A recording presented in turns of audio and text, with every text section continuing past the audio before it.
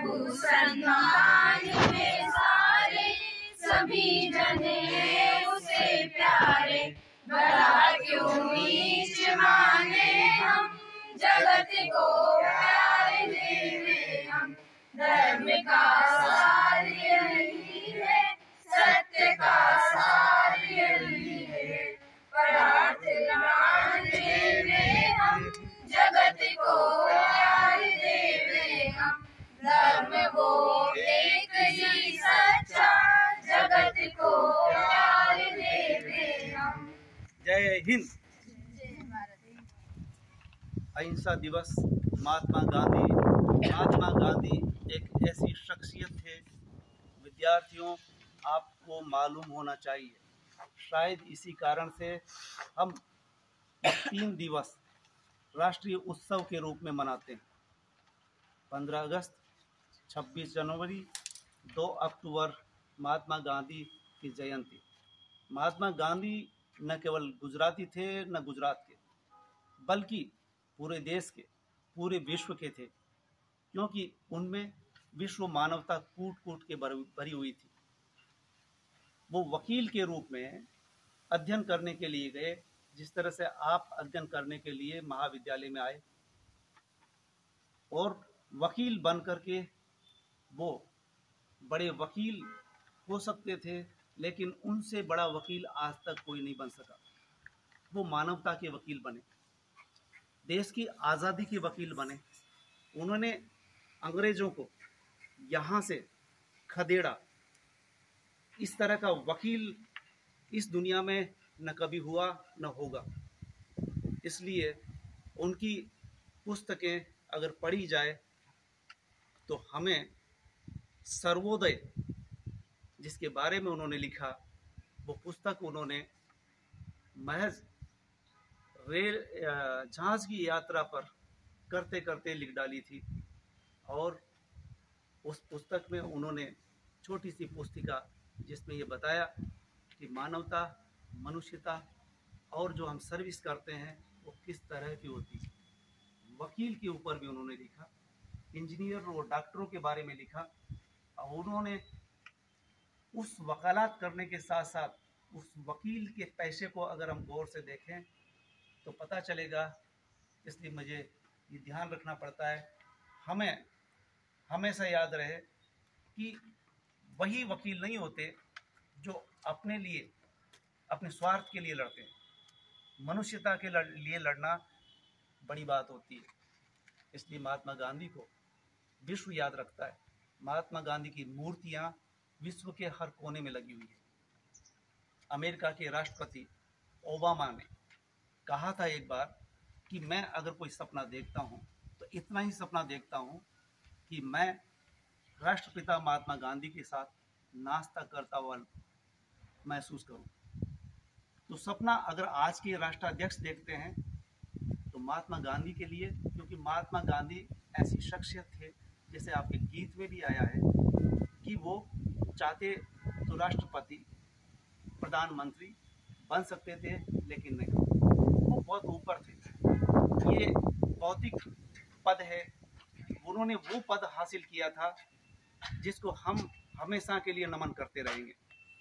और वो आदर्श हो गए, और आदर्श जिसकी हम पूजा कर सकते हैं। और हमारी ये गंदी आदत है कि हम जिसकी भी पूजा करते हैं सिर्फ पूजा करने तक सीमित कर देते हैं, उनके आचरण को नहीं लेते। इसीलिए इस वर्ष जो मनाने का एक बीड़ा उठाया है, इसके पीछे ये मकसद है कि युवाओं को, विद्यार्थियों को पता चल सके कि ये महान शख्सियत जिसमें सर्वधर्म संभाव। उन्होंने कहा था, हिंदू और मुस्लिम मेरी आंखें, दो आंखें होने पर ही आदमी देख पाता है। उन्होंने कहा था कि हिंदू और मुसलमान अलग अलग नहीं है, मेरी 2 आंखों के बराबर है। इसलिए सांप्रदायिक सद्भाव की जब भी बात आती है तो महात्मा गांधी को याद करते हैं। जय हिंद। गांधी जी के इस 2 अक्टूबर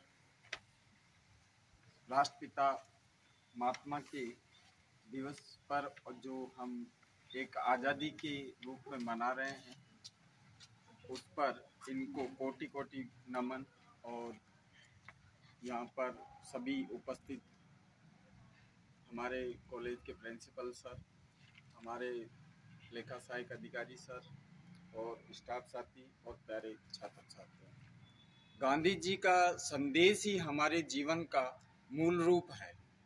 अर्थात इन्होंने जो संदेश दिया भारत के नागरिकों के प्रति, वो संदेश ही हमारे जीवन के लिए ऐसा संदेश है जो हम स्वतंत्रता के रूप में प्राप्त कर रहे हैं।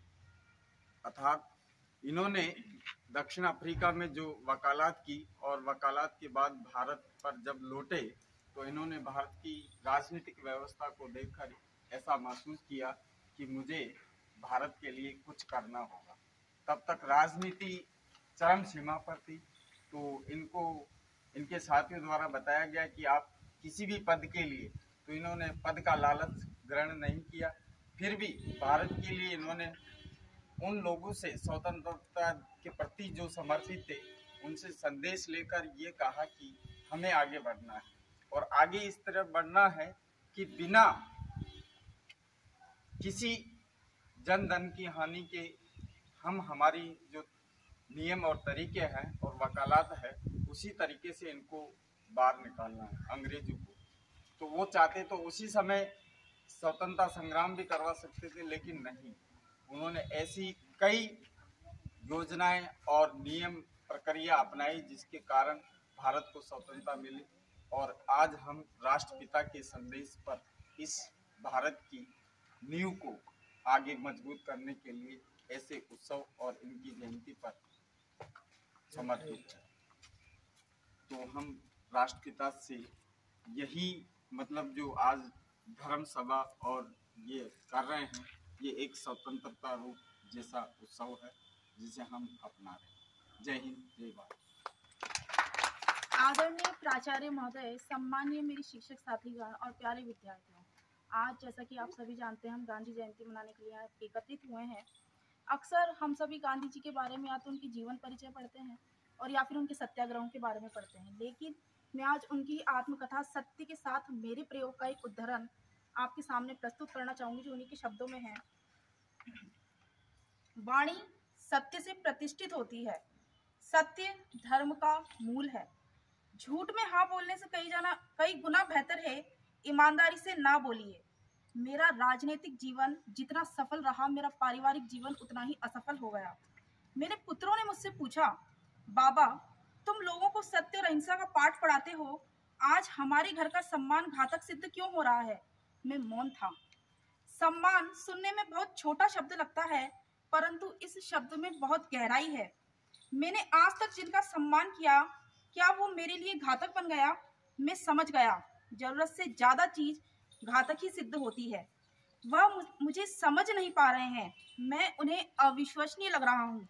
मुझसे इंसाफ मांगा गया। मैं अभी भी चिंतन में था, बस अंतर्मन में एक ही गूंज थी, मेरे संस्कार ऐसे नहीं थे। आखिर संस्कार ही तो वह नींव होते हैं जो व्यक्ति की जबान और मानसिकता से झलकते हैं। कुछ सोचते हैं कि मोहनदास को बोलना नहीं आता। गलतफहमी है, गलतफहमी है उन लोगों की जो मुझे बर्दाश्त नहीं कर पा रहे हैं। मैं पिछले 30 सालों से लालायित हूँ 3 चीजों को प्राप्त करने के लिए: स्वयं से पहचान, भगवान से साक्षात्कार और अंतिम उद्देश्य मोक्ष। मैं शुद्ध हूँ भारतीयों के लिए। प्राचीन भारतीय और वर्तमान भारतीय में इतना बदलाव कैसे आ गया? हालांकि परिवर्तन संसार का नियम है, फिर भी मैं यही चाहूंगा कि भारतीयों का समय नहीं आए, भारतवासियों का दौर आए। जरा आप ध्यान दीजिएगा, क्या कहा उन्होंने? भारतवासियों का समय नहीं आए, भारतवासियों का दौर आए। क्योंकि समय तो सबका आता है, परंतु दौर कुछ ही व्यक्तियों का आता है, और दौर जिनका भी आता है वो समय से कहीं ज्यादा आगे होते हैं। अभी भी मेरा मूल प्रयोजन अहिंसक उपायों द्वारा सामाजिक और आर्थिक क्रांति के आसपास ही है। मेरा अभ्यास ही मेरा क्रम है। अगर यह प्रयोग सचमुच आध्यात्मिक है तो मैं जान सकता हूँ यही मेरी नम्रता है जिसमें गर्व की कोई गुंजाइश नहीं। धन्यवाद। जय हिंद। इसी के साथ आज का कार्यक्रम संपन्न होता है। आगामी दिनों में हम पुनः गांधी जी पर एक कार्यक्रम करेंगे 6 तारीख को। उसमें आपने जो निबंध लिखा है वो